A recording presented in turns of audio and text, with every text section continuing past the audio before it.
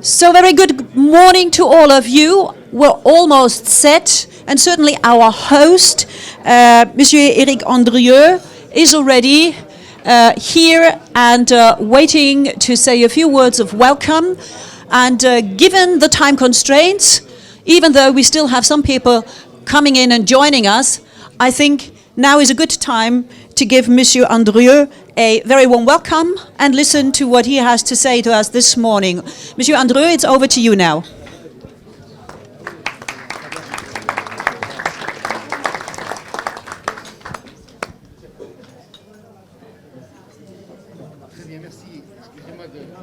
Okay. Do we have a microphone at the lectern? Is it activated or not? If not, I'm giving my microphone over. Shall we try once more? Doesn't look good.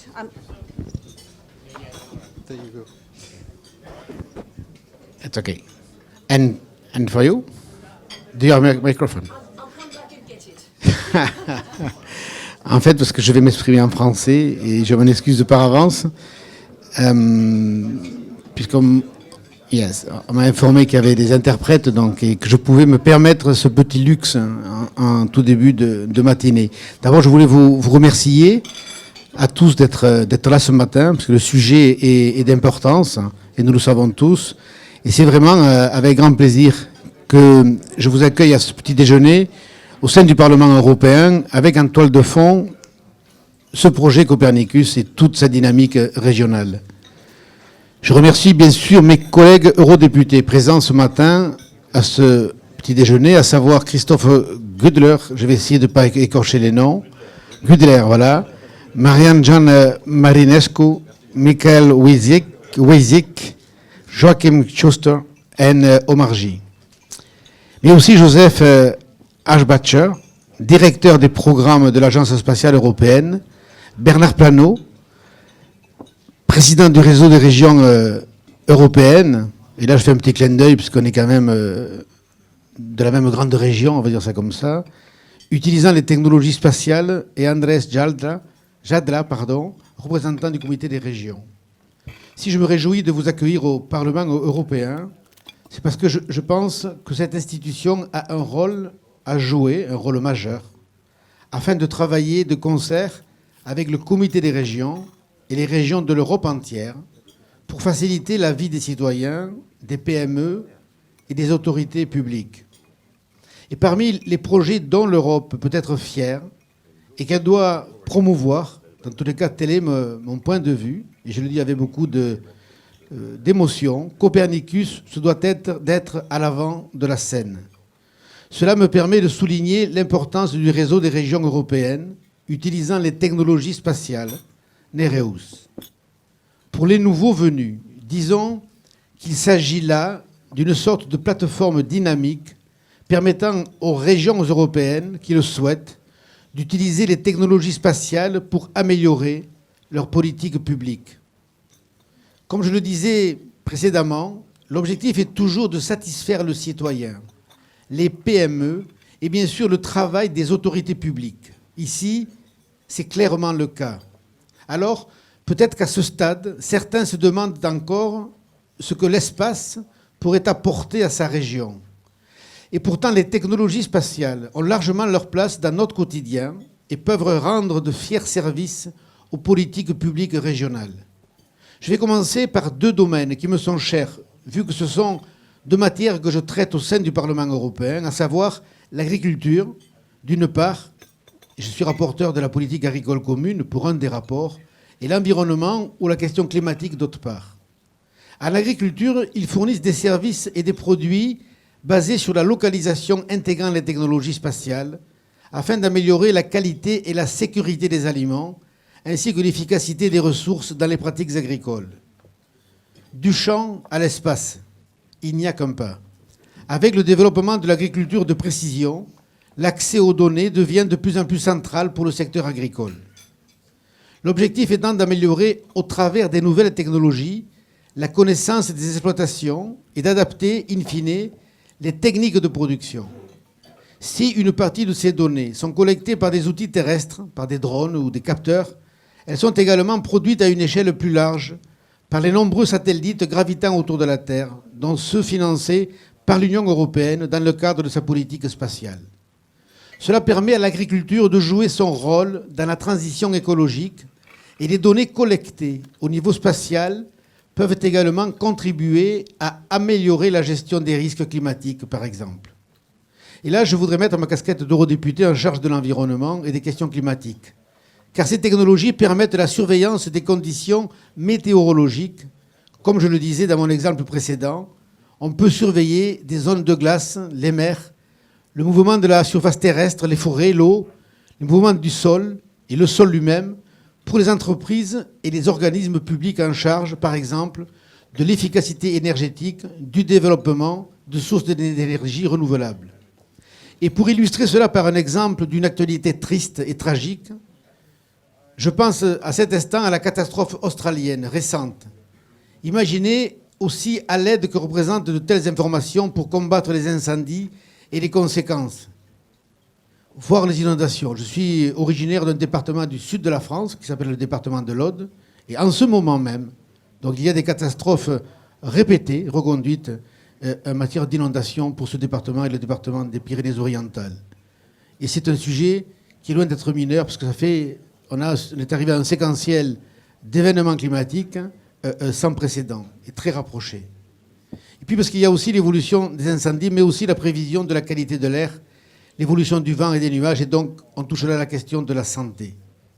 Pour ce qui est de la santé, toujours, en prenant l'exemple de l'incendie de forêt, on peut, par exemple, plus facilement, sur la base de ces technologies, localiser les personnes en détresse. J'aurais pu vous citer bien d'autres exemples sur des dossiers sur lesquels vous êtes impactés. Tout ce qui est lié au transport routier, bien sûr, mais aussi maritime ou aérien. J'aurais pu vous parler des questions liées à la sécurité ou à l'intérêt de recourir à ces technologies pour le tourisme ou ses loisirs. Mais nous n'aurions pas assez de petits déjeuners pour en faire le tour. Je pense qu'il est important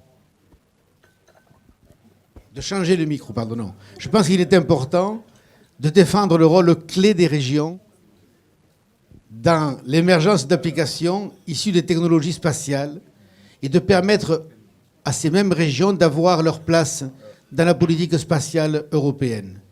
Il s'agit là en fait d'un partenariat entre l'Europe, les régions, entre les politiques, les chercheurs, les entrepreneurs et ceux, in fine, pour les citoyens. En cette période délicate pour l'Europe, où nous avons du mal à mettre en place une défense commune, où même nous avons du mal à mettre en place une politique agricole commune, nous pouvons être fiers du projet spatial européen. Je rajouterai aussi qu'en cette période où l'instabilité géopolitique est devenue mondiale et où l'autonomie stratégique face aux États-Unis, à la Russie ou à la Chine est essentielle, nous devons continuer à défendre des projets comme Copernicus. Et pourtant, comme pour la PAC, comme pour la cohésion, ou comme beaucoup d'autres dossiers européens emblématiques, le projet spatial européen pourrait être en péril. L'Europe compte réduire son budget de financement de Copernicus et de Galileo. La Commission estime le manque à 16 milliards pour pour la période 2021-2027. Et les négociations entre États, je dois vous l'avouer, démarrent mal. Au premier round, l'enveloppe spatiale a été coupée de 20% sur Galileo, de 20% sur Copernicus, tandis que l'enveloppe du futur Fonds européen de défense, chargé de développer un volet spatial militaire, a été réduite de 50%. Et l'Union va perdre la part budgétaire britannique, ce qui n'arrange rien. Je ne voulais pas être trop long, ni être trop pessimiste, puisque le combat démarre. Je suis vice-président de mon groupe politique, les sociaux-démocrates, chargé du budget, et donc je travaille dans le cadre du MFF, du cadre financier pluriannuel. Nous ne sommes pas au bout, voilà, je voulais vous dire ça ce matin également, mais il faut également que tout un chacun, depuis sa place, participe de l'analyse des enjeux et mesure que là, nous sommes devant une problématique essentielle pour l'avenir de l'Union européenne. Et que si nous devons faire des choix, il faudra que collectivement, nous sachions effectivement établir des priorités.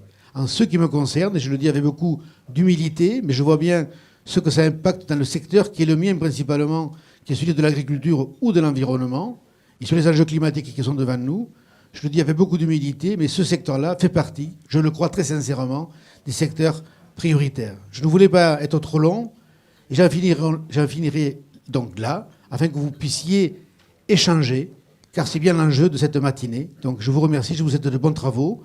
Je vais devoir, je m'en excuse par avance, vous abandonner, parce que j'ai une commission de l'agriculture. Je vais auditionner notre commissaire donc, à l'agriculture, et je ne peux manquer ce moment. Mais je vous remercie très sincèrement aux organisateurs pour ce moment, et à vous toutes et vous tous pour votre présence et la qualité de vos échanges qui vont suivre. Merci, bon travail, bonne matinée à vous, et bonne continuation.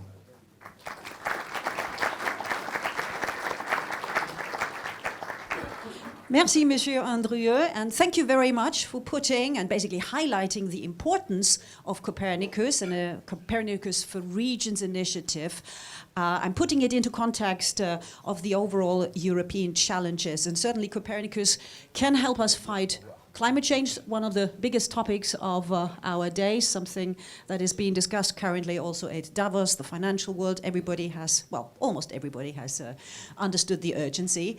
And Copernicus can simply help us also with its Earth observation capacity to better understand what's going on the ground, deal with it very quickly and very cost effectively, which is not that uninteresting. But before I ramble on, let me briefly introduce myself. My name is Monica Jones. I'm not a member of the European Parliament, but a business anchor at German international broadcaster DW, that's based in Berlin. But in recent years, I've had the pleasure to host quite a number of events surrounding European space programs, including Galileo and Copernicus, obviously. And I'm very happy to be here this morning. This is my very first breakfast debate. Very interesting atmosphere here, and it's very nice to see so many here being interested in space and in particular Earth observation programs. So a very warm welcome from my side. So you will have the chance today, you, that is the members of the European Parliament, to engage with public authorities who have come from various parts of Europe in order to share their experience in using applications and data that they got from Copernicus and what they did with it and how it helped them also translate it into policies that benefited citizens. So that should be very interesting, and I hope that we will have a lively debate. As we heard, Copernicus4regions is a joint initiative by the European Commission, European Space Agency, and the network of European regions using space technologies. We'll hear from all three in a moment, but first of all, let's just welcome all the representatives of those organizations I just mentioned. First and foremost, Monsieur Bernard Plano for the Network of European Regions Using Space Technologies. Good morning to you, sir. Josef Aschbacher, Director of the Earth Observation Programs at the European Space Agency. A very good morning to you as well. And last but not least, Matthias Peschke from the European Commission, where he's Director EU Satellite Navigation Programs, DG GROW. A very good morning to you. And whenever you don't eat or have your hands free, you're allowed to give them a round of applause so that they know that they're really welcome. Fantastic.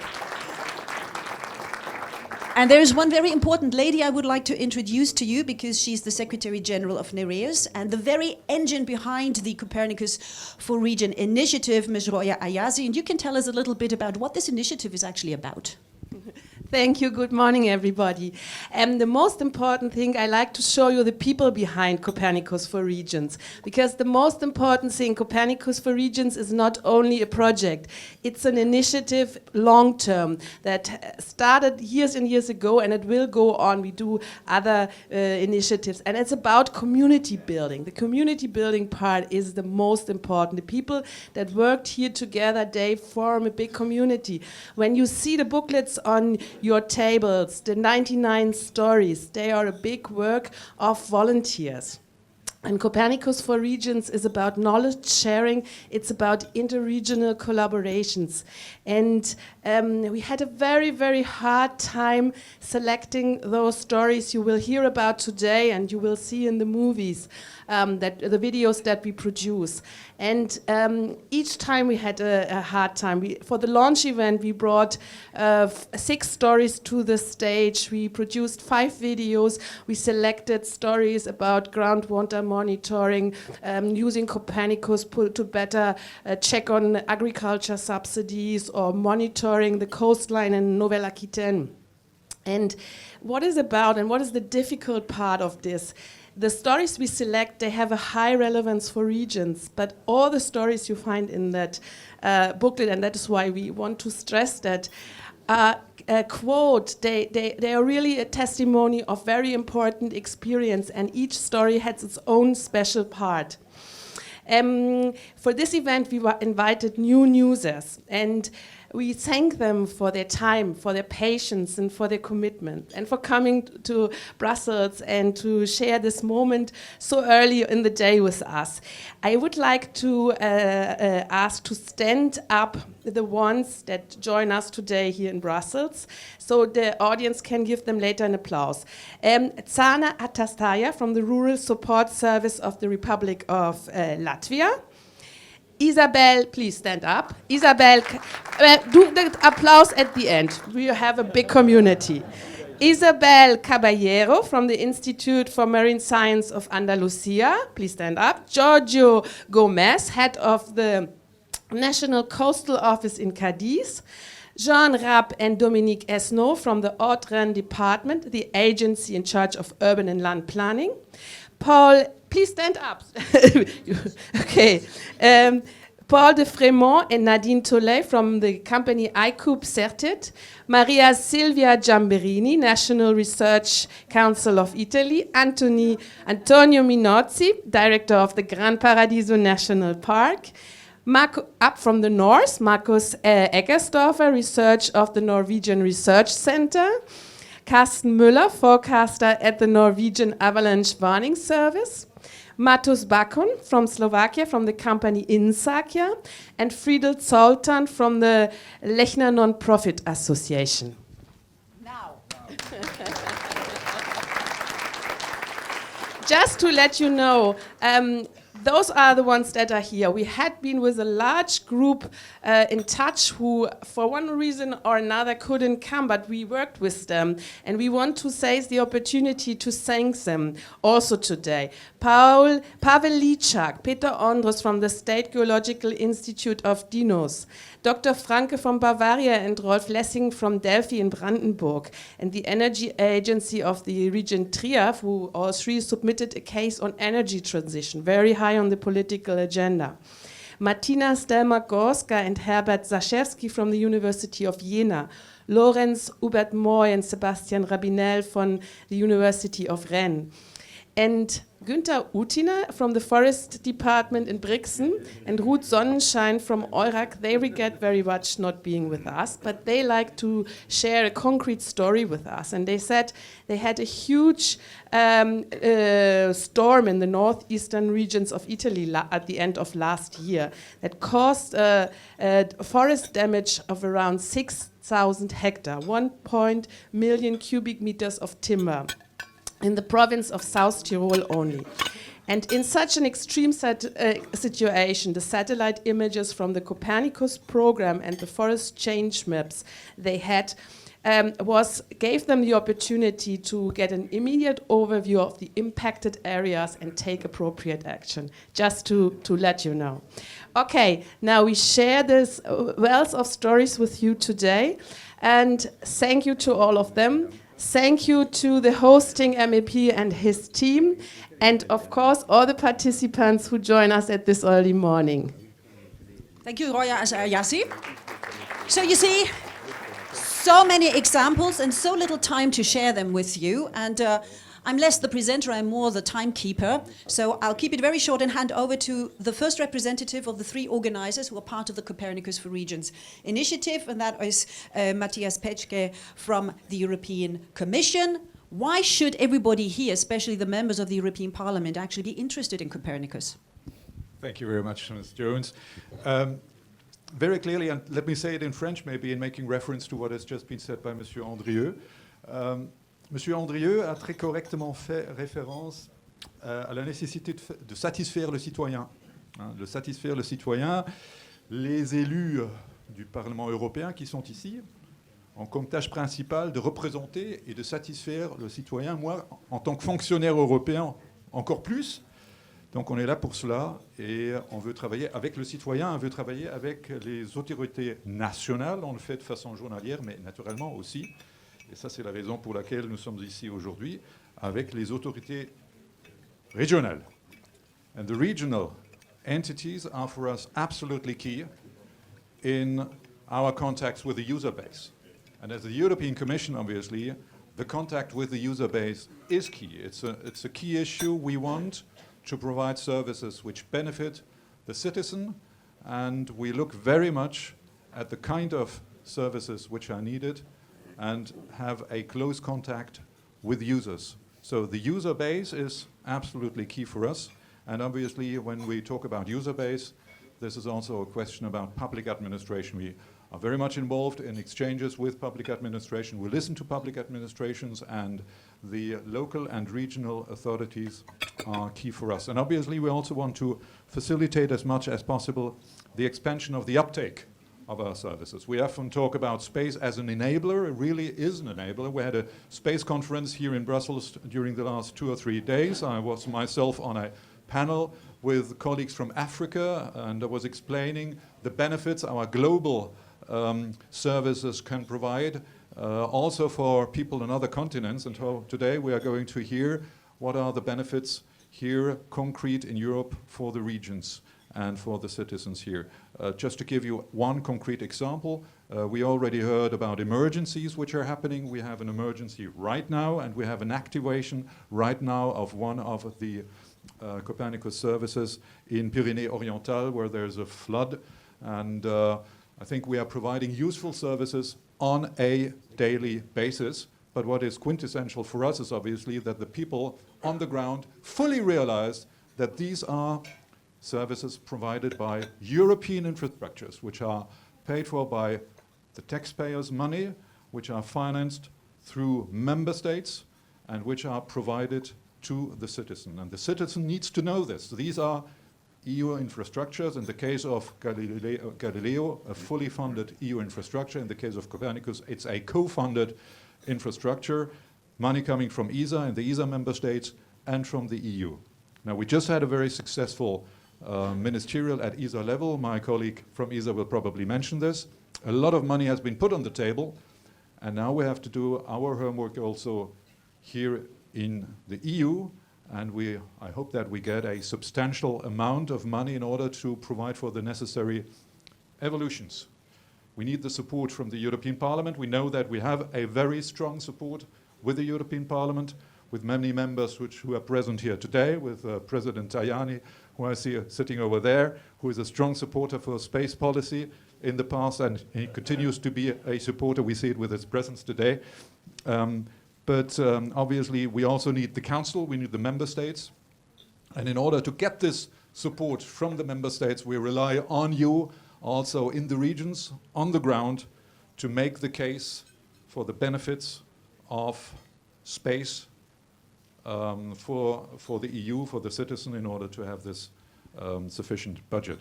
We need this budget to have the relevant evolutions, because it's not about the maintenance of the continuity only of what we have.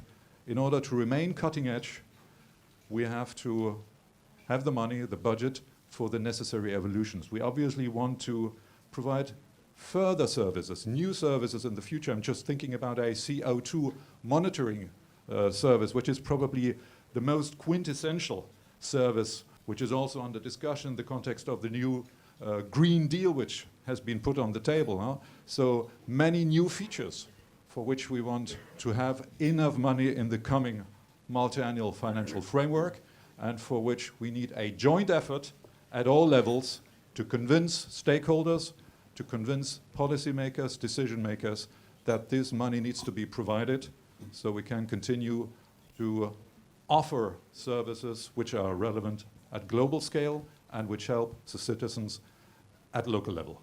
Thank you very much. Thank you. Thank you, Matthias Peschke. And because you mentioned the Green Deal, is anyone here, any MEP perhaps in the room, who would like to comment on the possible connection between Copernicus, what it offers, and the Green Deal, how it could help? Do we have somebody who wants to say something now? If not, then I'm just moving on very swiftly, because as I mentioned, time is of the essence. All you have to do is raise your hand. You're not raising your hand? Somebody sees somebody raising their hands? You're not into it yet? Yes, you are. You're very, very, very shy, Mr. Grudler, but there you are. I tried not to be too shy. Mesdames et messieurs, je crois qu'on peut parler en français, je suis désolé, c'est plus pratique pour moi. Non, mais quelques mots rapides, effectivement, sur l'intérêt de l'espace pour le Green Deal. Alors, j'ai fait une conférence là-dessus hier, à la conférence spatiale européenne qui s'est déroulée ici à Bruxelles. Donc, je ne vais pas vous faire une conférence, mais M. Peschke l'a déjà dit, il y a sur le programme Copernicus de nouvelles applications, de nouveaux satellites qui vont être lancés, qui vont permettre d'atteindre les objectifs de l'Union européenne, qui sont 0 émission de carbone en 2050, avec une étape intermédiaire en 2030, avec une réduction à hauteur de 55%. Donc pour atteindre ces objectifs politiques, il nous faut des supports techniques, et la Commission, les services, les différents services qu'il peut y avoir autour des programmes Copernicus, Galileo, nous rendent beaucoup de services, c'est le cas de le dire. Et donc, je crois beaucoup à ce programme. Et mon but, si vous me permettez une transition plus générale, c'est effectivement d'aider ce programme européen qui est essentiel. C'est essentiel pour les citoyens par rapport au Green Deal, à cet objectif climatique, par rapport au réchauffement qui est un véritable danger pour notre planète. Et puis, c'est également un objectif important en termes de démocratisation. Monsieur Andrieux l'avait dit, Monsieur Peschke l'a redit également. Le Parlement, c'est l'Europe des peuples, à côté du Conseil européen, qui est l'Europe des nations. Et donc, c'est important pour nous de voir une décision européenne autour de l'espace s'appliquer directement auprès des citoyens. Pourquoi ? Parce qu'en fait, les gens nous demandent qu'est-ce que l'Europe va faire dans l'espace ? Pourquoi ? Il n'y a pas autre chose à faire, là, il y a pas... Et c'est quelque chose qu'on entend au quotidien. Et donc, quand on explique aux gens l'intérêt dans leur vie quotidienne de tous ces programmes, Galileo ou Copernicus, par exemple, ou EGNOS encore, eh bien, l'intérêt commence à se montrer. Alors, c'est vrai que c'est difficile sur les téléphones portables. On voudrait bien leur montrer qu'il y a marqué Galileo dessus, mais ce n'est pas marqué. Donc, c'est des fois GPS, des fois Galileo. Mais sur Copernicus, et grâce à vous, c'est marqué chez vous. C'est très bien. Très, très bien. Et donc, grâce à NEREUS, par exemple, grâce à vous toutes, les régions d'Europe qui voulaient vous impliquer au plus près dans ce programme, eh bien, on est vraiment au plus proche des gens. Et j'allais dire qu'il y a quelques années, les plus anciens s'en souviennent peut-être, quand on parlait d'espace, c'était juste un jeu à 4 ou 5 pays dans l'Union européenne. Maintenant, c'est un jeu entre 28 pays aujourd'hui, 27 au mois de février, mais entre 28 pays aujourd'hui, parce qu'en fait, les techniques spatiales, ce n'est plus seulement l'affaire de gens spécialisés dans le domaine spatial, mais c'est aussi l'affaire de start-up, de SMEs, de sociétés qui prennent les programmes européens et qui développent des applications, des services, comme vous en êtes l'exemple ici aujourd'hui. Donc les services, vous savez, en Estonie, il n'y a pas besoin de savoir faire des lanceurs pour pouvoir s'impliquer dans le programme spatial. Il suffit d'avoir des bons ordinateurs, des bons ingénieurs, des bons techniciens, une bonne idée, et puis là, vous développez du business, vous développez de l'emploi directement auprès des gens. Alors encore un mot, si vous me permettez, Madame la modératrice, sur le programme spatial européen, le nouveau programme spatial européen. Alors moi, je suis shadow rapporteur de ce programme européen. Il y a 2 nouveaux satellites qui vont être lancés, alors notamment des nouveaux Copernicus, notamment pour mesurer les dégagements de gaz carbonique d'origine humaine. Et ce satellite sera extrêmement important. C'est plutôt 2025 qui est la date qui pourrait être retenue pour son lancement. Ça sera extrêmement important pour le réchauffement climatique de voir concrètement l'utilisation de ce satellite. Il y a également, il faudra penser dans ce nouveau programme au renouvellement des plus anciens satellites Copernicus, car vous savez qu'un satellite dure à peu près 12 ans. Les premiers Copernicus, c'était il y a 6 ans. Hein. Donc, une programmation 2021-2027, eh bien, il faut prévoir également le renouvellement des plus anciens satellites. Je ne vais pas vous lister toutes les nouveautés, on aura l'occasion peut-être de le faire plus tard si vous le souhaitez. Il y a quand même un enjeu important, c'est effectivement l'enjeu budgétaire. C'est 16 milliards que nous proposait la Commission pour le programme européen 2021-2027. Le Parlement a proposé 16,9 milliards d'euros. Et donc, pour l'instant, effectivement, la présidence finlandaise avait proposé une réduction de 20%. Bon, c'est un jeu habituel, il ne faut pas s'inquiéter plus que ça. C'est le jeu des négociations budgétaires. On aboutira sans doute dans le deuxième semestre de cette année et pas avant. Et donc, les budgets seront aussi les moyens d'appliquer ces politiques jusque dans vos régions. Donc, je reste là ce matin avec grand plaisir pour vous écouter, parce que je crois qu'il y a différents cas qui vont être présentés. Et si on veut s'intéresser un peu à l'espace, je pense que c'est important pour moi de savoir concrètement ce que vous faites dans vos régions. Et donc, je vous remercie et vous souhaite une bonne matinée. Merci beaucoup. And thank you very much. I think we have more microphones, because if I walk from one to the other, that always adds almost a minute to everything.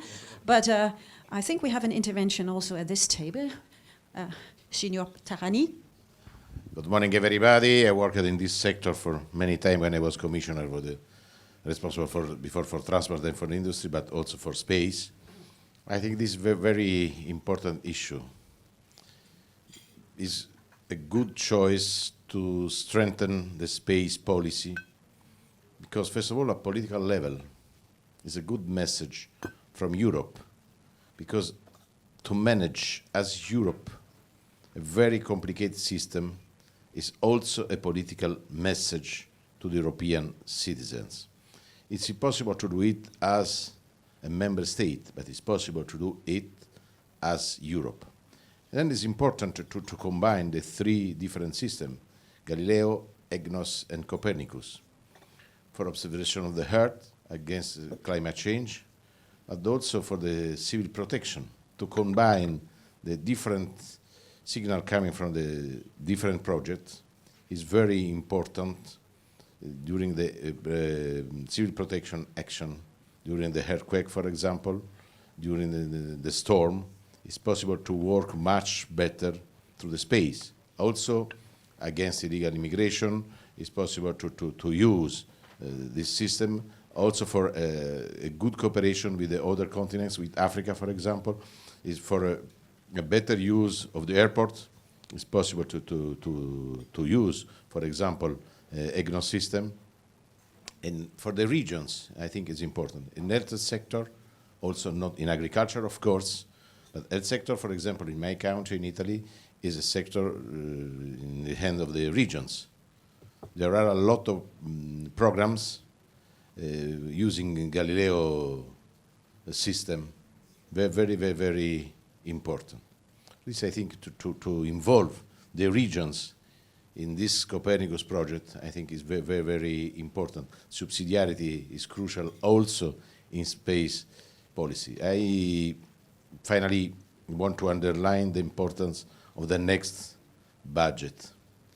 The European Parliament will vote against the Finnish proposal because it's impossible for us to accept the cut in this sector, in agriculture, but also in the space sector.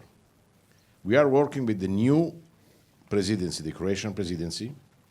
During his speech in front of the European Parliament, also on Monday in Zagreb during the COSAC meeting, the meeting between the National Parliament, the European Parliament in Zagreb, the Prime Minister Plenković said, we will work for a better project.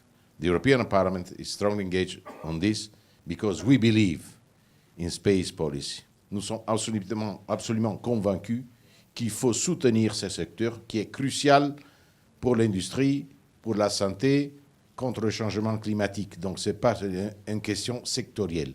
C'est une question qui concerne le développement de l'Europe et aussi, j'insiste, c'est un message que nous envoyons à tout le monde que l'Europe est capable de gérer 3 systèmes super intéressants pour tous les citoyens, comme a dit mon collègue au début, très intéressants pour tous les citoyens européens. Ce sont 3 systèmes qui vont améliorer la vie de chacune et chacun parmi nous. Donc, bonne chance à vous tous. Nous sommes au travail et espérons de gagner ces matchs contre ceux qui essaient de couper l'argent pour l'espace. Merci beaucoup. Merci beaucoup. Mille grazie. And because the importance of the regions was emphasized several times, I know that there are some interventions, but we will have more time for interventions. I think it's high time now to speak to one representative who can actually tell us about one of the user stories, which is one of the main reasons why we're here. And the first user story is in the agricultural sector. It's actually agriculture in Latvia, and I just get rid of this before I break it. Because they had very, very bad weather in August 27, if I'm not mistaken, very, very heavy rain, and that was just ahead of the harvest season, and obviously that was a big problem. Even agricultural machines couldn't reach the fields, and even those part of the authorities who are going to check then whether the farmer has a right to claim compensation couldn't get there. And that is where data from Copernicus came in. But here's a lady who can tell us so much more about it. And by the way, if you're wondering and if you want to read along while we're talking about it, you can find that story on page, if I'm not mistaken, it's page 56 of this book. It's very beautiful laid out. And the lady here in question is Zane Atsaya. She is a GIS specialist from the Control Department of the Rural Support Service of the Republic of Latvia. A very good morning to you. Would you like to rise so we can all see you? Very good morning to you. So tell me a little bit about this. In this booklet, it says that using sentinels to check damaged fields allowed you to finish compensation payments in less than 2 months from the first drop of rain. That must have had quite an impact on your institution, but also on the farmers. Indeed. As you mentioned, in 2017, we had extremely severe rainfall, twice of monthly norm poured in 2 days, and the harvesting season was just begun. So we in the Rural Support Service understood that we will have to visit all the fields that will lost their yield. So we started to map flood area as soon as we could to see how bad the situation was. So what we did, at first we used Sentinel-1 data. It's radar data due to its ability to see through the clouds because it continued to be overcast and rainy for a few weeks. And later when weather improved, we used Sentinel-2 data as well. Thanks to the high revisited cycle, we were able to map flooded area every week and even more often after rainy days. So we could catch water that flowed over the terrain from one field to another. And you can imagine the amount of working hours that would be needed to visit all the fields. It was 82,000 hectares of the damaged parcels. And as you mentioned, most of them was in remote areas where roads were damaged and impossible to drive. So we integrated the flood maps into land parcel information system where declaration data is. All fields which were covered by water according to Sentinels were assumed that their yield is lost. So inspectors needed to visit only these fields where satellite information was not enough, like small parcels and fields where crops emerged from water and where soil was too wet to harvest. So using Sentinels and drones allowed to finish a shortened time for field visits by a third, and spending less time on the field and on the road allowed to finish compensation payments in 2 months. It's really fast. So farmers were happy to get their money faster. So we hope we won't have to repeat this. But it really showed how frequently and freely available satellite data benefited us and farmers. We were able to save a lot of time and administrative costs, and farmers get money really fast. And if I understand it also says in the book, it was the first time that Latvia used the services, the joint services of Sentinel-1 and 2 to great success. Says here, this was also the first example in Latvia of the joint use of both Sentinel-1 and 2, and the fact that those farmers got compensation very fast also enabled them to actually set out to work in order to get the next harvest working. So it's to the benefit of all of them. Well, Ms. Zane Atsaya, thank you so much for sharing your experience with us. Thank you very much for coming to Brussels today. Enjoy your breakfast. Because we do have A second user story before I want to hand over the floor again to one of the organizers. And the second user story takes us to the Andalusian coast, and I think I'm right here on the right way. Okay, too many things here in my hands, but we get this sorted. If you don't mind, I'm going to read, okay? You would like to, that's perfectly all right. Let me just very briefly introduce you. So in Andalusia, it's obviously used Copernicus for maritime applications. It's used to optimize decision making in sensitive policy areas, fisheries, coastal management. And let's remind ourselves that the Andalusian coast is about 1,000 kilometers. So that is quite a handful to keep an eye on and basically do the right thing for tourists, for fishery, for industry, for everybody, and keep the ecosystem intact. So the gentleman right next to me is Gregorio Gomez. He's the head of the National Coastal Office in Cadiz. Beautiful place, been there several times. The story of his user story you can find in this book on page 158. And you're going to tell us a little bit about how you're dealing with Copernicus or how it helps you deal with the coastal area. Okay, thank you very much. Thank you very much for inviting us. We coastal engineers and coastal managers are working in a physical environment which is continuously changing. The coast is evolving under wave attack, and littoral processes are very complex, amongst other reasons due to the random character of the wave climate. We don't work like other of my civil engineering colleagues specialized in roads or bridges in a physical area where changes on the physical environment are relatively small, if any at all. If you live during the whole year near the seaside like I do, you will see how our beaches start to change with the first storms after the summer. Sometimes, after unpredictable storms, our coasts are severely affected and the picture of the coastline changed dramatically from the summer to winter, like happened these days, you can see on TV. Coastal engineers and managers have to understand the physical environments where we work, which is large, diverse, and sensitive. In the case of Andalusia, Spain, we can find around 1,000 kilometers of littoral length with a variety of ecosystems. For the particular case of the Cadiz littoral, we can find 300 kilometers of coastline and almost 500 kilometers, taking into account wetlands and other rich ecosystems. The understanding of the complex littoral processes along the coast of Cadiz is very important to improve decision-making processes in coastal management. Some example of these issues would be dredging-induced turbidity affecting water quality due to sand mining and to dredging operation of the Andalusian ports, quantifying the spatial and seasonal changes of the coastline in order to ensure periodic harbor and sand bypassing to restore littoral drift, estimating the number of natural closures of the mouth of estuaries and their main parameters affecting the health of the estuary. It becomes necessary to have a useful, quick, efficient, and reliable and low-cost tool in order to solve the different and complex problems you found along the littoral. I would say that traditional in situ and modeling experiments have been developed, but new insights were required to assist the cost-effective marine monitoring and high-resolution scales.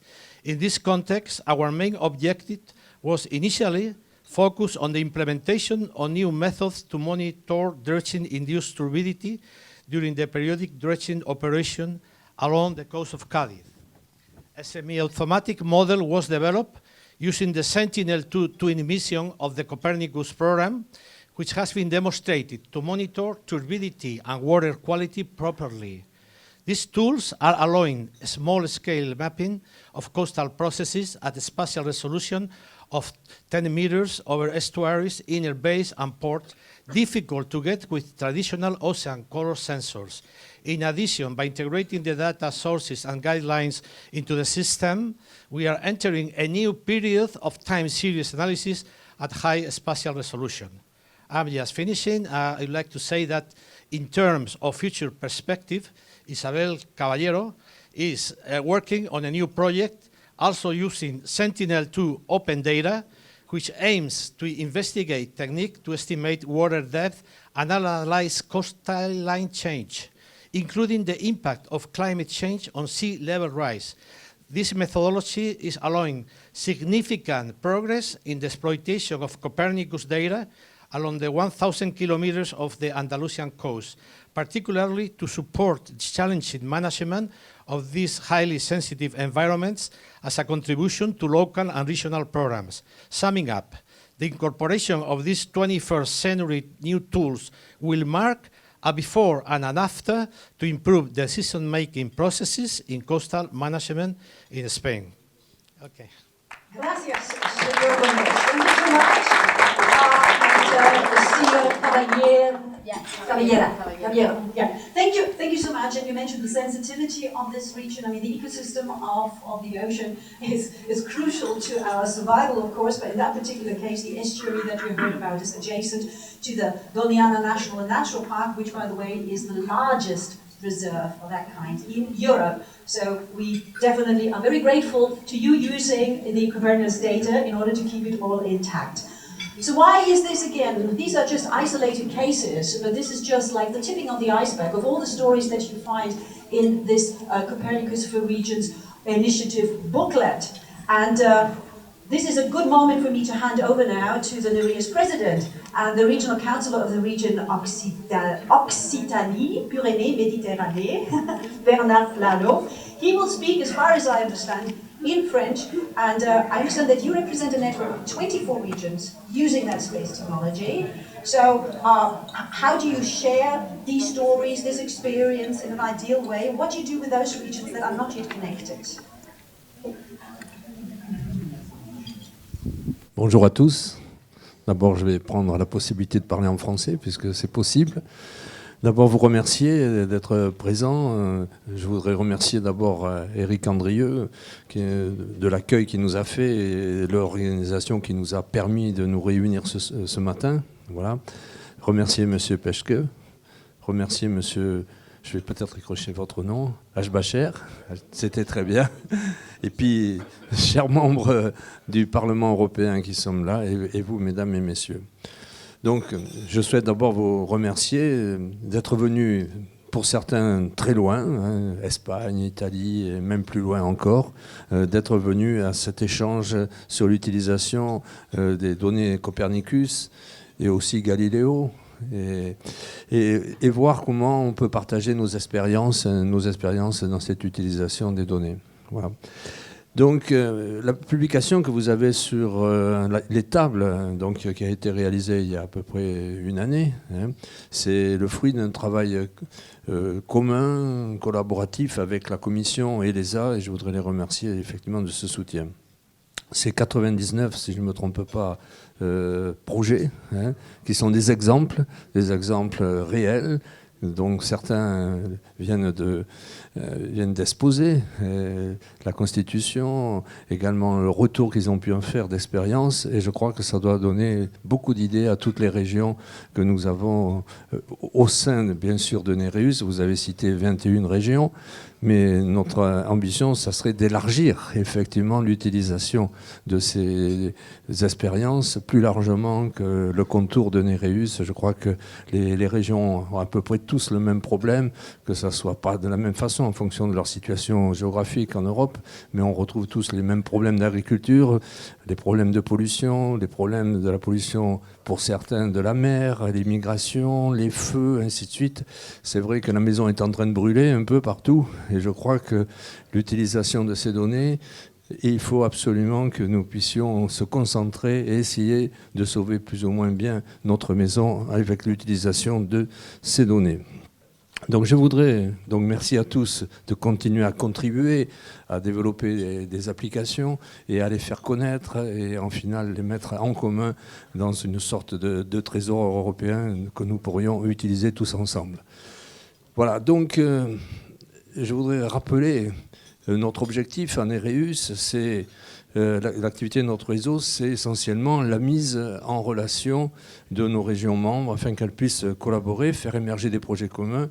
Et je suis président depuis le mois de mai, c'est cette manière que je veux faire évoluer le réseau, au-delà d'un réseau de lobby. C'est un réseau qui devient un réseau force de proposition vis-à-vis de ces applications et les faire partager au plus large d'entre vous. Donc nous voulons ouvrir effectivement le partenariat de NEREUS largement à toutes les régions potentiellement intéressées. La stratégie de NEREUS repose sur 2 axes.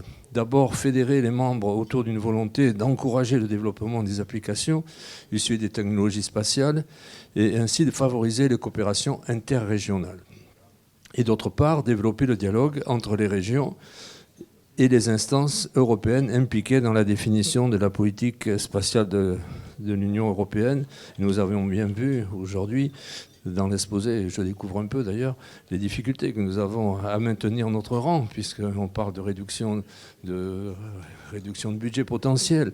Donc je crois que notre ami italien a bien réagi sur ça et il faut absolument garder l'avantage que nous avions et peut-être le faire progresser parce que je crois que c'est un point important que nos applications soient bien comprises par nos citoyens, que nos citoyens puissent en finale dire l'argent que vous dépensez dans le spatial, nous avons des retombées très claires, nous les voyons, nous les touchons et en finale ça va améliorer la vie dans notre communauté européenne.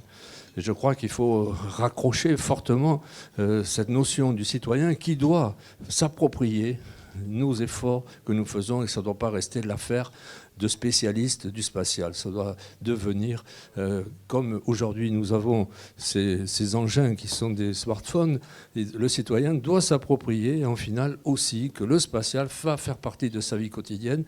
Il fait déjà partie de sa vie quotidienne, mais il ne le sait pas assez. Il ne le sait pas assez, puisque quand il est dans sa voiture avec son GPS, il en fait pas. En final, il l'utilise sans le savoir. Et je crois qu'il faut rappeler ça, donc, au niveau de la communication, mais c'est aussi de rendre acteur de ces applications spatiales, pour que l'on puisse vraiment, que cette passerelle existe et qu'il n'y ait pas ce fossé d'incompréhension entre le citoyen qui peut penser qu'on dépense en finale de l'argent dans le spatial et puis ne pas en voir les retombées, alors qu'il les a en proximité. Je crois que là, on a un effort total de compréhension et d'éducation de cela. Donc je vous en parle quand même assez personnellement, puisque j'ai fait 35 ans de ma carrière dans le spatial. Voilà. Puisque j'ai été patron de chez Matra Marconi Space, patron de Matra Système d'Information. Et c'est quand même, bon, bien sûr que nos clients étaient des institutionnels, certes, mais derrière l'institutionnel, il y avait quand même l'utilisation du citoyen et on n'a peut-être jamais su faire bien cette passerelle et cette compréhension. Donc c'est pour ça que nous œuvrons à travers NEREUS dans les projets comme celui de Copernicus4regions, et nous y attachons une grande importance pour justement cet effort d'éducation entre guillemets, de vulgarisation du spatial vis-à-vis du citoyen. Voilà, donc je pense on m'a cité que M. Rapp va insister sur des travaux réalisés dans le cadre du projet Eugenius en particulier. Et si vous saviez, Eugenius, donc à l'origine, c'est un de mes anciens ingénieurs qui est à l'origine, M. Tondrio, que vous connaissez tous peut-être dans ce programme, et donc qui a produit déjà des données précieuses sur le suivi de la croissance urbaine pour de nouvelles municipalités de l'Est de la France. Et c'est très important de voir en finale comment nos villes évoluent et comment elles se situent par rapport au monde du rural. Et ce n'est pas qu'en France, c'est largement, et je peux vous en parler, puisqu'au-delà d'être président de NEREUS, je suis maire d'une ville, Lannemezan, dans le sud-ouest de la France, qui fait 7000 habitants. Et je peux vous dire que je suis confronté tous les jours à cette situation, à 100 km de Toulouse, comment une ville de 7000 habitants peut vivre et créer pour ses citoyens de l'ambition. Et effectivement, je crois que le monde aussi de l'urbain par rapport au rural doit être traité largement par nos applications. Voilà, je voulais vous dire ces quelques mots pour vous dire notre engagement à travers NEREUS de vraiment vulgariser, d'amener le citoyen au plus près de nos applications et leur faire comprendre, et plus que comprendre, de leur apporter, en final, c'est pas la compréhension, c'est apporter une solution à pas mal de problèmes que nous rencontrons au niveau citoyen, mais au niveau des nations, au niveau des régions, et tout cela pour le meilleur bénéfice de l'Europe, mais aussi de notre planète, parce que je crois que pas mal de choses sont en danger, en finale, quand on voit les feux d'Australie, quand on voit nos feux au Portugal, en Grèce, ainsi de suite, et qu'on n'a pas su jusqu'à maintenant trouver une parade, parce que je crois qu'on peut prédire par avance où va se déclencher le feu, et je crois qu'on n'a pas mis assez les moyens aussi pour ces efforts de prédiction. On est toujours en combat quand la maison brûle, mais jamais en anticipation pour qu'elle ne brûle pas. Merci beaucoup de votre attention. Merci beaucoup, Monsieur Plano, and I'll just hand over the microphone straight away to Monsieur Jean Rapp, because you mentioned that citizens have to take ownership of space technology, and Monsieur Rapp is going to tell us a little bit about the user story that you find on page 210 in this booklet, Urban Growth Monitoring in French Regions, and we're talking about the Haut-Rhin département, because he's the general director of that agency in charge of urban and land planning. So tell us, how does Copernicus help you doing that job? Merci de me laisser la parole et je vais peut-être rentrer dans cette courte introduction sur deux angles un petit peu différents. L'un des angles, vous le verrez, thématique, celui de l'urbanisme qui a été évoqué par M. Plano. Un autre angle qui est celui de la diffusion de l'information, parce que vous l'évoquiez tous, la cible finale est le citoyen, mais il faut qu'un certain nombre de dispositifs existent, des pièces du puzzle doivent être bien agencées les unes aux autres pour que, in fine, tout le travail qui est fait à l'échelle de vos différentes instances finisse par servir directement aux citoyens. Et ces intermédiaires sont, oserais-je dire, tout aussi importants que l'initiative politique et technique mise en œuvre aussi dans le cadre de l'opération qui est aujourd'hui évoquée et soutenue. Parce qu'en définitive, envoyer des satellites, s'intéresser avant même à leur envoi sur ce qui doit être expertisé, c'est évidemment essentiel, mais il faut des interfaces, des intermédiaires pour pouvoir utiliser ce qui aujourd'hui est une matière extraordinaire, qui n'existait pas il y a encore si peu, à l'époque où nous devions travailler sur, au mieux, des photos aériennes avec une périodicité incertaine, une qualité, n'en parlons pas.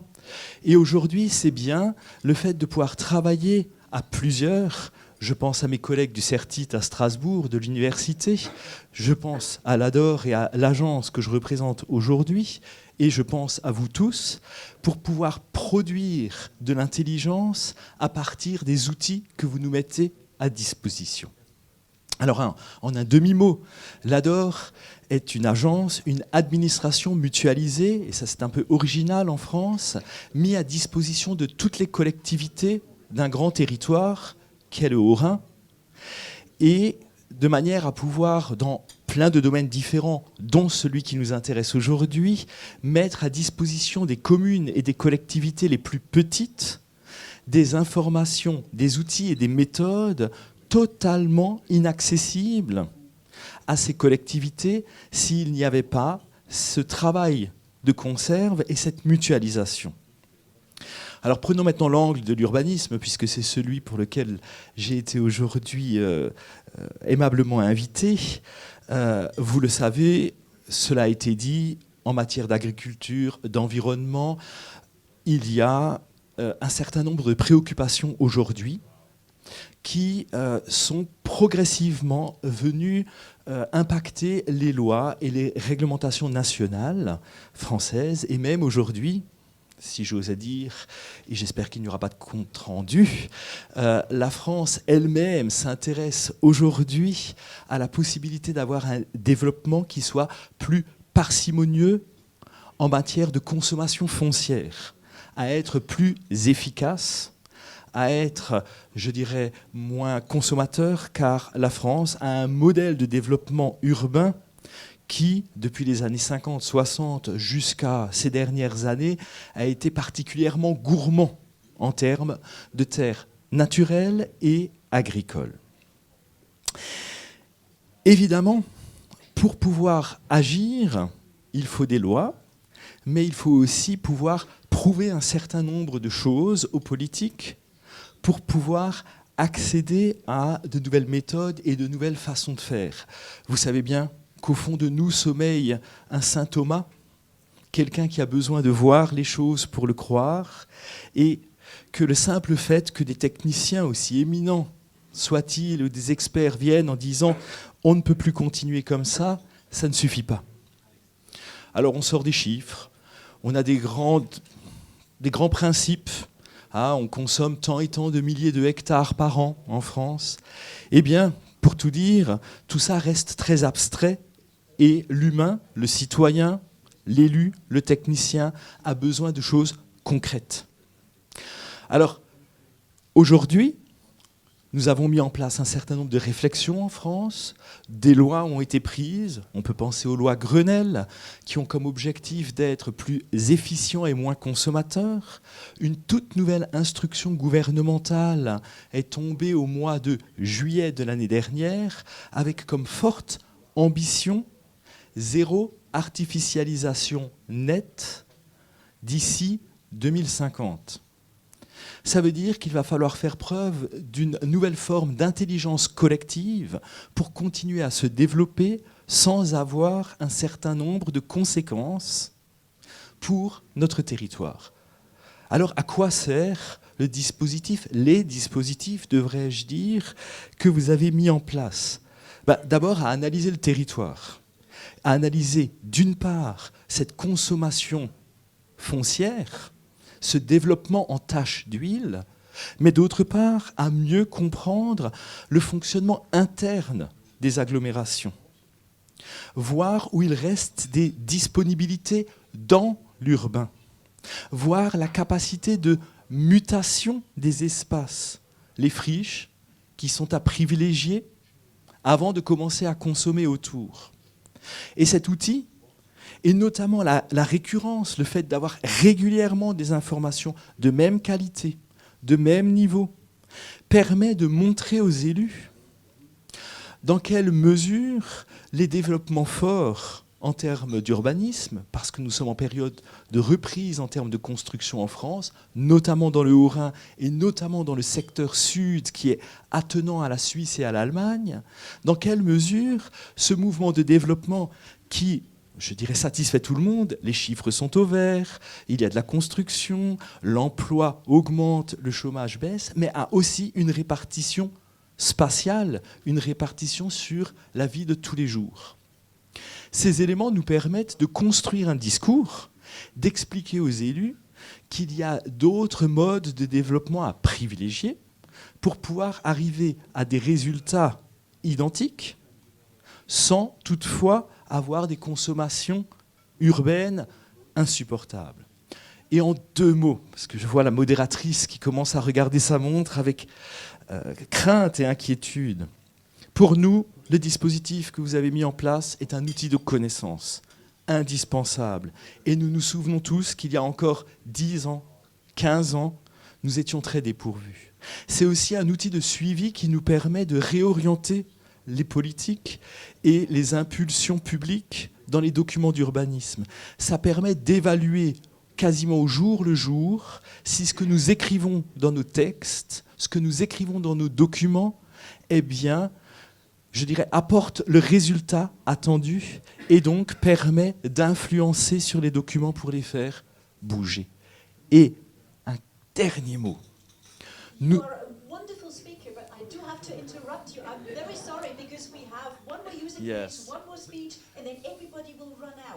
Un tout dernier mot. Nous sommes à la une phrase, mais ça peut être long. Nous sommes à la frontière de plusieurs pays. Aujourd'hui, les données, elles sont très nationales.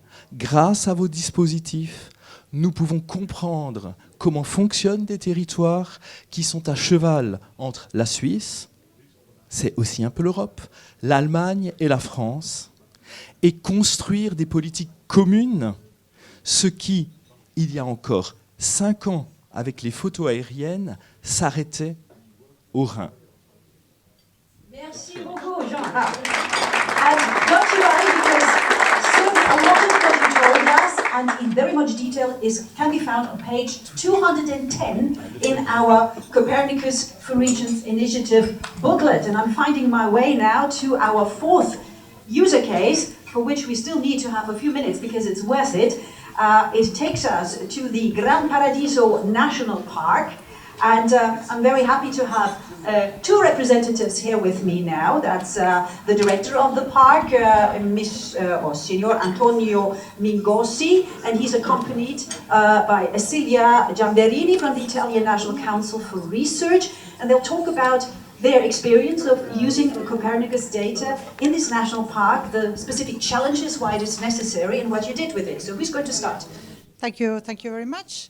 I start to introduce the case. Gran Paradiso National Park has been involved in a large Horizon 2020 project, which is called the Eco Potential, and which was specifically designed to make use of Earth observation data for studying and improving the knowledge of natural ecosystems.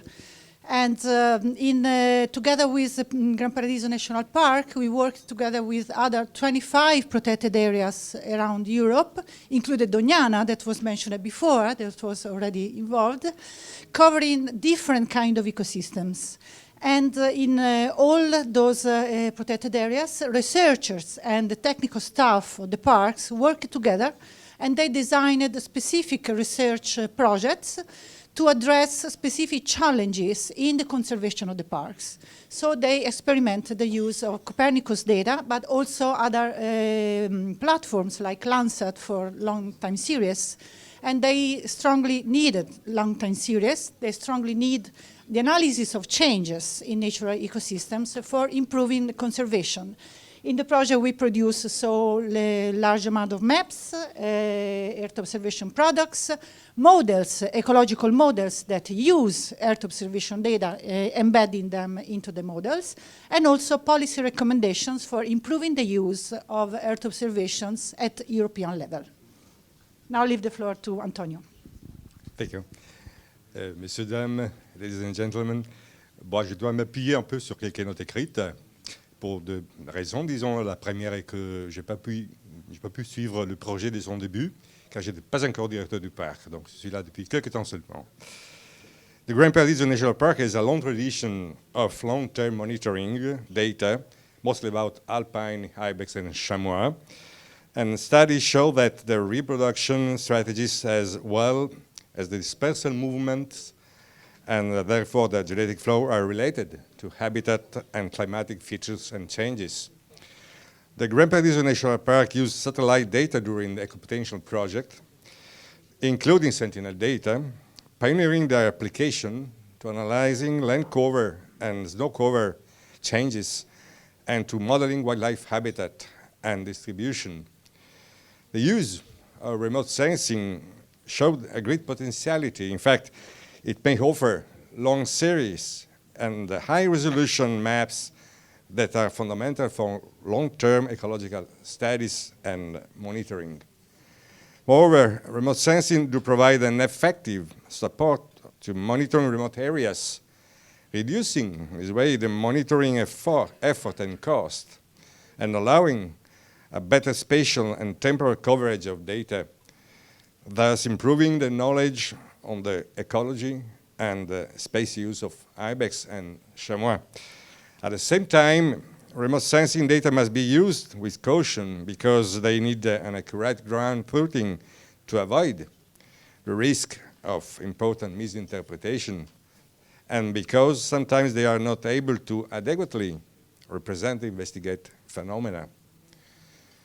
In the Gran Paradiso National Park, we investigated, among others, the use of snow cover maps, since the extent of snow cover can significantly influence the different aspects of the ecology and behavior of mountain ungulates. Land cover changes over long time periods to monitor grassland tree encroachment, as well as the very high resolution vegetation maps to monitor invasive vegetation species. However, to reach the optimal use of remote sensing to support conservation, a few further steps are needed. A continuous collaboration with research institutions to enable an effective use of update research findings. The validation of satellite maps through in situ data, a constant training of the technical staff devoted to monitoring, and an easy-to-use external service that can provide the protected areas with continuous time series of remote sciences products. In this sense, research projects with a short time span constitute a limitation to the technology transfer if the research results are not mature enough to be translated into product and services. With these future steps, protected area like Gran Paradiso can really, thanks to Copernicus data, improve the effort in the protection of habitats and species and implement an effective protection management. So, Thank you very much. Sorry. Thank you very much, Signor Mingosi and Signor Gamberini. And of course, this user story can also be found in the booklet on page 134, in case you want to read up on it. And we have one more representative of the organizers before I can turn to you for your comments and questions, and that is Mr. Aschenbacher from the European Space Agency. He's the director of the European Earth Observation Program, and we would very much like to know a little bit more about the financing issue and, of course, the future of Copernicus. So thank you, Monica. Thank you for giving me a few minutes of addressing you, and I really like to appreciate the time the parliamentarians are spending here, because I think it's a very useful debate, a very important one, that we discuss the usefulness of some of our space programs. So Copernicus, I think everyone has heard now, is a fantastic program. It's actually a world-leading program. Copernicus has been established with the European Union, the European Parliament and the European Space Agency, and it is really one example where you can see how Europe can work together successfully if all the institutions are doing their best in order to make it happen. And I really like to acknowledge the support of the Parliament, which is here, has been instrumental in getting Copernicus not only off the ground, but well funded in its current stage. And also Mr. Tajani, who was here before, was saying a few words on the importance of it. I really would like to thank the parliamentarians, the European Parliament, for the fantastic support given to Copernicus so far, and of course this will hopefully continue in the future. But also let me acknowledge the European Commission, who is leading Copernicus, and we are extremely well working together. Thomas Peczky is here, Mauro Facchini is here, and some other colleagues. Without those, it would not happen, and this is a really very good cooperation. And I'm saying this because Copernicus is quite often used as a model how Europe can work together and bring up a fantastic program for the world and for European citizens. And everyone is saying and is acknowledging that Copernicus is a world-leading program, and this is quite rare, because in space, where I'm working, usually NASA is leading, or China is leading, or some other private companies like SpaceX or others are leading, but here in Copernicus, Europe has a leadership, a global leadership, and I think this is really good news and great news. So what are the next steps? And Monica asked what are the next, what's up in the air for the next phases. Matthias was mentioning the ESA program, which we had adopted at the Ministerial Council in November. We had a very successful Space 19 Plus, as it is called. We got 12.5 billion for 3 years time frame. But Copernicus was doing particularly well, because we got 400 million more than what we asked for. I was putting a proposal on the table for 1.4 billion. We got 1.8 billion, which is quite remarkable. And I think this is also showing that this is a program that people want, ministers support, and which is absolutely needed in order to implement some of the policies which we have, the Green Deal and many others. But this 1.8 billion, which we got, 29% more than I asked, is also a signal from the ESA member states to the other partners, the European Parliament, the European Commission, the European Union member states, that this needs strong co-funding, and this strong co-funding is obviously the one that we are looking here. We have heard very supportive statements from the Parliament, but also we need to really work together to make sure that the next phase of Copernicus is well funded. And there we have at the moment a problem, because the Finnish proposal, which has been put on the table in December, is not good, and I want to say it very clearly. If that proposal will remain, we have a big problem because then we cannot invest in the future, we cannot invest in innovation, and we cannot maintain the leadership which we have today.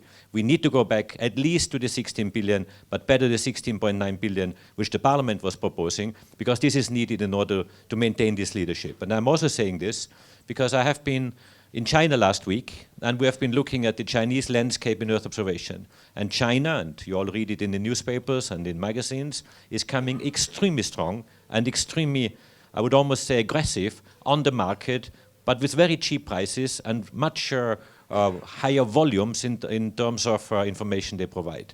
They are not yet there where we are still ahead, but China has been building up a Copernicus equivalent, they call it Gaofen, which they have done in half the time, and with double the amounts of satellites. So you can see how aggressive this is going, and we have to maintain leadership, we have to stay ahead, and we can only do it with good investments. That means good funding in the MFF and in the co-funding of the European Union. Thank you very much. About China, there was one big leading politician a couple of years ago. The difference between Europe and China is China has a plan. But I'm sure that we are capable of catching up with that sentiment. So, ladies and gentlemen, we started late, but we still have the 10 minutes that I had planned in for possible comments from members of the European Parliament, but also regional representatives. Any questions? Anything that you would like to share with us? If you could just introduce yourself very briefly and then go ahead.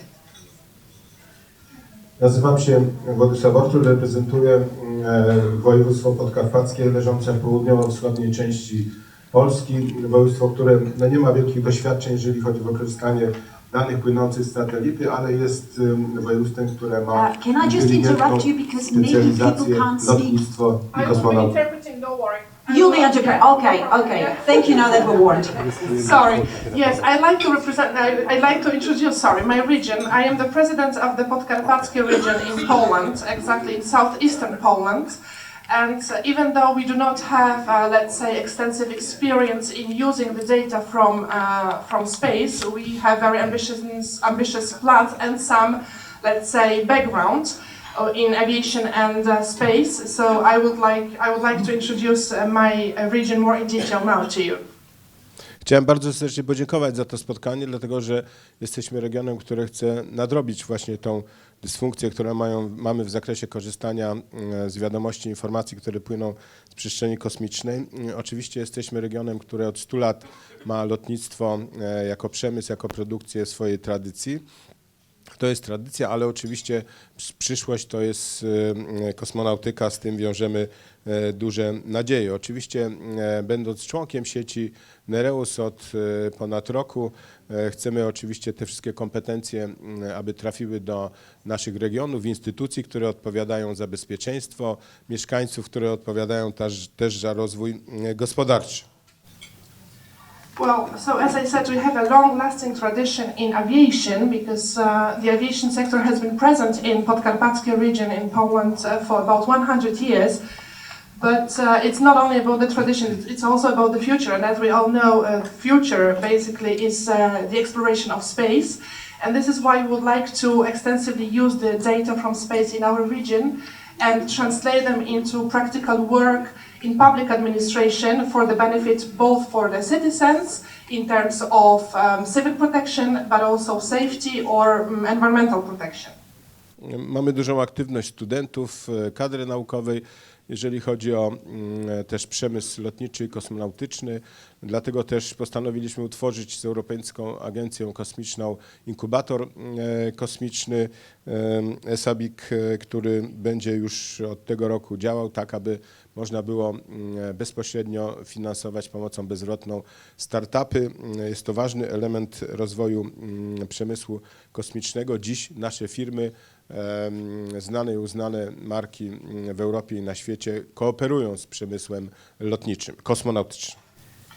So we've been the member of the NEREUS network for a year, and we have very ambitious plans, as I said beforehand. For instance, together with the ESA, European Space Agency, we have already set up an incubator for our region that is called ESABIC, we have very many students and, let's say, representatives of the world of academia, teachers who are very active in this field. And through this incubator, ESABIC, we are planning to finance startups in the field of space exploration and the use of data from the space, because we think that it will directly translate very well into the economy of the region, and also therefore will work for the welfare of the small and medium enterprises. If I may, I'm very sorry. Finish. Okay. Już jesienią tego roku chcemy przeprowadzić szkolenie, warsztaty związane z poprawą kompetencji, związaną z wykorzystywaniem danych płynących z kosmosu. Zrobimy to z siecią NEREUS i także z siecią Copernicus. Myślę, że to dzisiejsze spotkanie, za które też chcę jeszcze raz bardzo serdecznie podziękować, pozwoli, abyśmy dołączyli do tych dobrych praktyk tutaj dziś, które były przedstawiane przez poszczególne regiony, które mają już sukcesy, a my na nie oczywiście czekamy. Jeszcze raz bardzo serdecznie dziękuję. Dziękuję. Yes, already in autumn this year, we will organize a workshop together with the Copernicus and the NEREUS networks. It will be a workshop that will aim at improving the skills in exploring space and using the information from space in public administration, and not only. So I'd like to invite all of you and also thank very much for the organization of this meeting. I think that we all share very good practices and we have many things to learn from each other. Thank you. Thank you very much. Thank you very much. 4 minutes. Anyone in this part? We haven't had this side of the room yet. Anyone here? Here's another. I saw that. I just wanted to see if there's someone on that side, but obviously the microphones are ready now. Hello, everybody. I see there's almost 10 o'clock and I was in the speaker list and must speak a little bit too. I'm representing here a committee of the region and I myself was mayor of the Semmelweise city in Estonia 10 years right now, working as vice mayor about space, innovation, so on. But here I represent committee of the region and I'm doing two rapporteurship about space strategy for Europe and space program for Europe. I make very shortly. I must point at 3 points. One is I see big future of the space technology and Green Deal. Everybody in this room noticed this is very important. We have a lot of solutions in the regional level, in the science level, in the data level. Second point is we must not forget that the local authorities is most implementator of European legislation in Europe. I'm here some facts like 1765, in some cases 90% that we implement all the acts we are doing in European level. And this must be very higher role in future to not forget even in level of European Parliament or European Commission. And third point, most of you was in the European Space Conference 2 days ago, and we announced the Vice President Verstappen pointed about SMS, what's the role of SMS. And what made me question what I want to rise at the level of the region, if we speak about space program, we speak a lot about, even in rapporteurships level of parliament, we speak about space hubs. What is space hubs? I think new parliament, new commission must follow this space hub. What is space hub, what opportunity space hub have for SMS, what opportunity they have for regional commission. This is all from my side. Thank you, NEREUS. The organization is kind of, like Roya says, some really community builder between ESA, Commission, Parliament. Commission is here. Thank you for your help and cooperation. I think this is very, very important to have that kind of lovely figures. Thank you, NEREUS, and wish you access.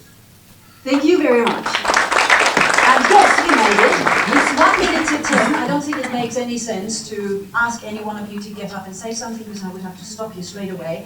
But I use the last 45 seconds to thank you for joining us this morning for breakfast. I hope you had a chance to eat and to drink a little bit as well.